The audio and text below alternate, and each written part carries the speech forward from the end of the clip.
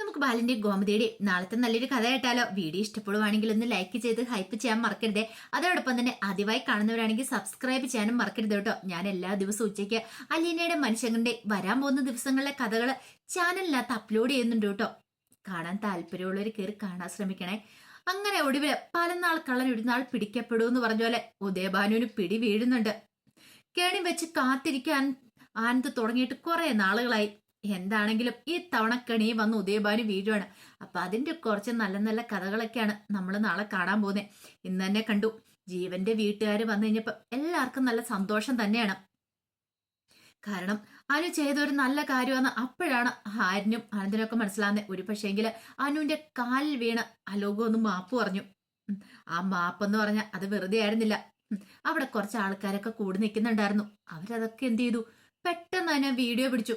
Social media വൈറലാകാനായിട്ട് പിന്നെ വേറെ എന്തെങ്കിലും വേണം. ഇന്നത്തെ കാലത്ത് ഒരു വീഡിയോ കിട്ടി കഴിഞ്ഞിട്ടുണ്ടെങ്കിൽ അപ്പൊ തന്നെ സോഷ്യൽ മീഡിയയിൽ അപ്ലോഡ് ചെയ്ത് അത് വൈറലാക്കുക എന്നുള്ളതാണ് ചിന്താഗതി. അപ്പൊ അതുകൊണ്ട് പെട്ടെന്ന് തന്നെ അത് എല്ലാവരും കാണുകയും ചെയ്തു.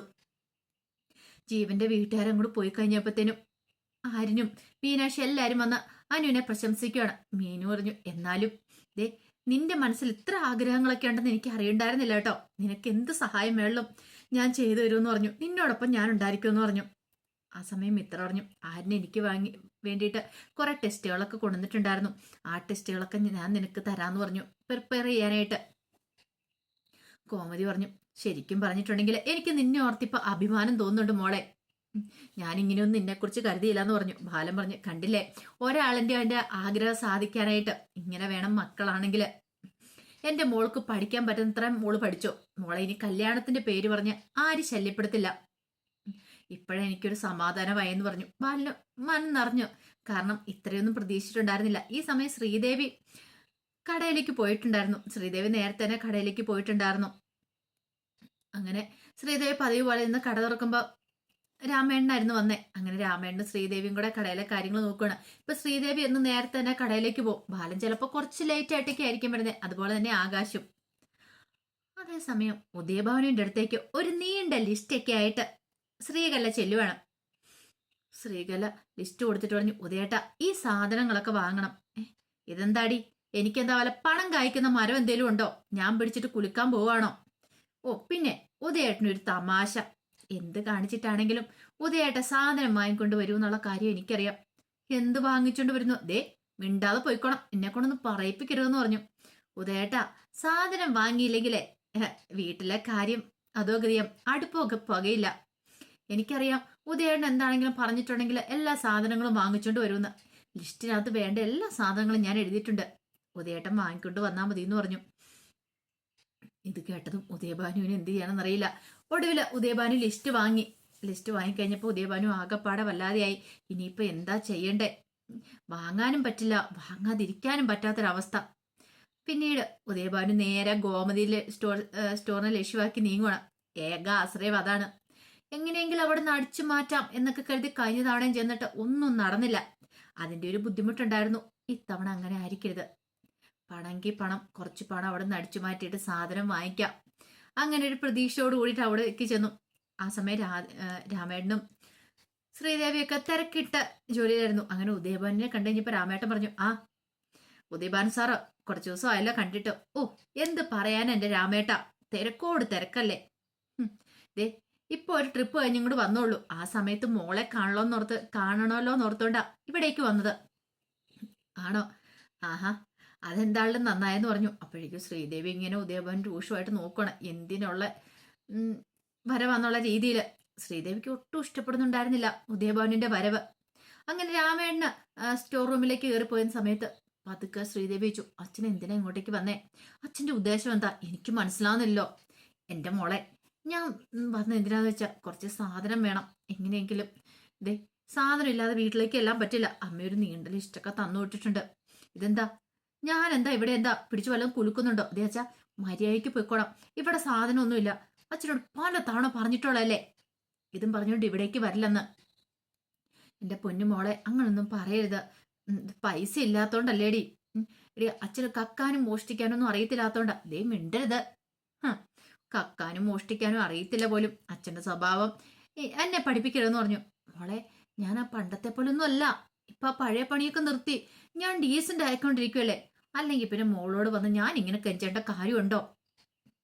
ഓഹോ, അപ്പം ഇനിയിപ്പൊ എന്നെ വഹിക്കാനായിരിക്കും പുറപ്പാടല്ലേന്ന് ചോദിച്ചു. മോളെ, നീ ഇന്നാള് പറഞ്ഞില്ലേ നിനക്ക് ശമ്പളം കിട്ടിക്കഴിയുമ്പോ നീ എനിക്ക് കുറെ പൈസ തരുമെന്ന്. 19,000 രൂപ എങ്ങാണ്ട് കിട്ടുമെന്നൊക്കെ പറഞ്ഞില്ലേ. പാല് നിനക്ക് ശമ്പളം തന്നോടി. അതെ, അത് വാങ്ങിക്കാൻ വേണ്ടി വന്നല്ലേ. നിങ്ങളൊരു അച്ഛനാണോ? നിനക്ക് പോയി അധ്വാനിച്ച് ജീവിച്ചുകൂടെ? എടി, എനിക്ക് അധ്വാനിക്കാൻ ഇഷ്ടമില്ല, നിനക്കറിയാലോ. ജോലിക്ക് പോകാനായിട്ട് എനിക്ക് ഇഷ്ടമില്ലാഞ്ഞിട്ടല്ല, എനിക്ക് വയ്യാത്തോണ്ടല്ലേ. മിണ്ടരുത്. ഓരോ അടവും അഭ്യാസം പറഞ്ഞുകൊണ്ട് വന്നിരിക്കുക. നാണമുണ്ടോ? ദേ, വിദ്യയുടെ കല്യാണമൊക്കെ നടത്തണം എന്നുള്ള കാര്യം അറിയത്തില്ലേ? എങ്ങനെ നടത്തുമെന്ന് ഓർത്തായിരിക്കുന്നേ. അവള് ഹോസ്റ്റലായതുകൊണ്ട് ഇപ്പൊ അച്ഛൻ രക്ഷപ്പെട്ടു. പക്ഷേങ്കിൽ അവള് പഠിപ്പ് കഴിഞ്ഞ് വീട്ടിലേക്ക് വരുമ്പോ അവളുടെ വിവാഹം നടത്തണം. അതിന് പണം ഉണ്ടാക്കണം. എന്നെ ഇങ്ങനെ സൂത്രത്തിൽ കെട്ടിച്ചു വിട്ട പോലെ അവളെ കെട്ടിച്ചു വിടാനൊന്നും പറ്റില്ല. ആ ഒരു ഓർമ്മ അച്ഛനുണ്ടായിരിക്കണമെന്ന് പറഞ്ഞു. മോളെ, അങ്ങനെ പറയില്ലേടി നീ. നീയല്ലേ എന്റെ ആശ്രയം. ഒന്നുമില്ലേലും ഞങ്ങൾക്ക് 2 പെൺമക്കളല്ലേ ഉള്ളൂ. അതുകൊണ്ടല്ലേ അച്ഛൻ ഇങ്ങനെ കേറി ഇറങ്ങി വരുന്നേ. അച്ഛാ, മര്യാദയ്ക്ക് സ്ഥലം കാലിയാക്കാൻ നോക്ക്. ആകാശാണെങ്കിലും ബാലച്ചനാണെങ്കിലും എത്തിയിട്ടില്ല. പിന്നെ ഇവിടെ നിന്ന് കറങ്ങേണ്ട കാര്യമൊന്നുമില്ല. അവര് വന്ന് ഓരോന്നൊക്കെ ചോദിക്കും. മര്യാദയ്ക്ക് പോകാൻ നോക്കാൻ പറഞ്ഞു. രാമേണ്ണ ഇപ്പൊ തന്നെ അകത്തുനിന്നും കൂടെ വരുമെന്ന് പറഞ്ഞു. അപ്പോഴേക്കും ഉദയഭാനു പറഞ്ഞു, മോളെ ഞാനെന്നൊക്കെ പറഞ്ഞിങ്ങനെ നിൽക്കുകയാണ്. ആ സമയത്ത് കടയിലേക്ക് ഒരു കസ്റ്റമർ വന്നു. സാധനം ചോദിച്ചു കഴിഞ്ഞപ്പോ ശ്രീദേവി പറഞ്ഞു ഇപ്പൊ എടുത്തരാന്നും പറഞ്ഞുകൊണ്ട് ശ്രീദേവി അങ്ങോട്ടേക്ക് എടുക്കാൻ പോയി. ആ സമയത്ത് ഉദയഭാനു അങ്ങോട്ടും ഇങ്ങോട്ടും നോക്കുകയാണ്. തക്കം പക്കമൊക്കെ നോക്കി. ആരും ശ്രദ്ധിക്കുന്നില്ല. ഇത് തന്നെ പറ്റിയ അവസരം. ഉദയഭാനു പെട്ടെന്ന് ആ ക്യാഷ് ഡ്രോയുടെ അടുത്തേക്ക് ചെന്നു. ഡ്രോ വലിച്ചു തുറക്കുകയാണ്. നോക്കിക്കഴിഞ്ഞപ്പോൾ കുറച്ച് നോട്ട് കെട്ടുകളൊക്കെ കിടക്കുന്നുണ്ട്. കിട്ടിയ അത്രയും പൈസ ഉദയഭാനു എന്ത് ചെയ്തു, പെട്ടെന്ന് തന്നെ എടുത്തിട്ട് അതങ്ങനെ കീശയ്ക്കകത്തേക്ക് വെച്ചു. ഷർട്ടിനകത്തേക്ക് ഒളിപ്പിച്ച് വെക്കുവാണ്. എന്നിട്ടൊന്നും അറിയത്തില്ലാത്ത മട്ടിൽ അവിടെ മാറി നിൽക്കുകയാണ്. പഴയ ശ്രീദേവി എന്നിട്ട് പറഞ്ഞു, അച്ഛനോട് പോകാൻ പറഞ്ഞിട്ട് അച്ഛൻ പോയില്ലേ. എന്ത് ചെയ്യാനാ മോളെ. മോളുടെ അടുത്ത് വന്ന് കെഞ്ചേണ്ട ഗതികേടായിപ്പോയി എനിക്ക്. സാരമില്ല, മോളുടെ അടുത്തല്ലേ, ഞാൻ ഇനി വരുന്നില്ല, ഇനി മോളെ ശല്യപ്പെടുത്താൻ വരുന്നില്ല എന്നൊക്കെ പറഞ്ഞുകൊണ്ട് ഉദയഭാനു അങ്ങോട്ട് ഇറങ്ങി പോകുമ്പോഴത്തേനും ശ്രീദേവിക്ക് ആകെപ്പാടെ വിഷമം. സാധനം മേടിക്കാനല്ലേ. അപ്പോഴേക്കും ശ്രീദേവി എന്ത് ചെയ്തു, കുറച്ച് പൈസ എടുക്കുകയാണ്. അപ്പോഴേക്കും രാമേണ്ണൻ അങ്ങോട്ട് വന്നു. ഈ സമയം ശ്രീദേവി പറഞ്ഞു, അതെ ഞാൻ ഇതിനകത്തുനിന്ന് ഇച്ചിരി പൈസ എടുത്തിട്ടുണ്ടെന്ന് പറഞ്ഞിട്ടാണ് എടുത്തത് കേട്ടോ. രാമേണ്ണ അകത്തേക്ക് അങ്ങോട്ട് കയറിപ്പോയി. എന്നിട്ട് ആ സമയം നോക്കി എന്ത് ചെയ്തു, ശ്രീദേവി പോയി ഉദയഭാനുനെ വിളിക്കണം. ഉദയഭാനു അങ്ങ് നടന്നിട്ടുണ്ടായിരുന്നു. പിന്നാലെ ചെന്നു. ഇത് കൈ വെച്ചോ, സാധനം മേടിക്കാനുള്ള പൈസ ഇതിരിക്കട്ടെ എന്ന് പറഞ്ഞു. മോൾക്ക് ഒരുപാട് പുണ്യം ഉണ്ടാവും. പുണ്യമൊന്നും വേണ്ട, അതും കൂടെ അച്ഛനെടുത്തോ. പക്ഷെ ഒരു കാര്യം, മേലെ ഇങ്ങനെ വന്നെന്നെ ശല്യപ്പെടുത്താതിരുന്നാ മതി എന്ന് പറഞ്ഞു. അതും പറഞ്ഞിട്ട് ശ്രീദേവി കടയിലേക്ക് കയറി പോന്നു. ശ്രീദേവിക്ക് അറിയില്ലല്ലോ ഉദയഭാനു മോഷ്ടിച്ചോണ്ടാ പോയെന്നുള്ള കാര്യങ്ങള്. ഉദയഭാനു ആണെങ്കിലോ മോഷണത്തുകയും കിട്ടി, ശ്രീദേവി അല്ലാതെ പൈസയും തന്നു. ആ ഒരു സന്തോഷത്തിലായിരുന്നു. ലോട്ടറി അടിച്ച മട്ടിലാ പോന്നെ. പക്ഷെ ഈ പറയുന്ന ഉദയഭാനുവിന് അറിയില്ല ഇതൊക്കെ മുകളിലിരിക്കുന്ന ഒരാൾ കാണുന്നുണ്ടെന്ന്. അതായത് അവിടെ ഒരു ക്യാമറ പിടിപ്പിച്ചു വെച്ചിട്ടുണ്ടായിരുന്നു ആനന്ദ്. ശ്രീദേവിയാണോ അല്ലെങ്കിൽ ഉദയഭാനു ആണോ പണം എടുക്കുന്ന അറിയാൻ വേണ്ടിയിട്ട്. അപ്പൊ എന്നും വൈകുന്നേരം ആനന്ദ് ആ ക്യാമറ എടുത്ത് നോക്കും. അതിനകത്ത് വീഡിയോസും കാര്യങ്ങളും, അതായത് ഫോണിനകത്ത് ചെക്ക് ചെയ്ത് നോക്കും.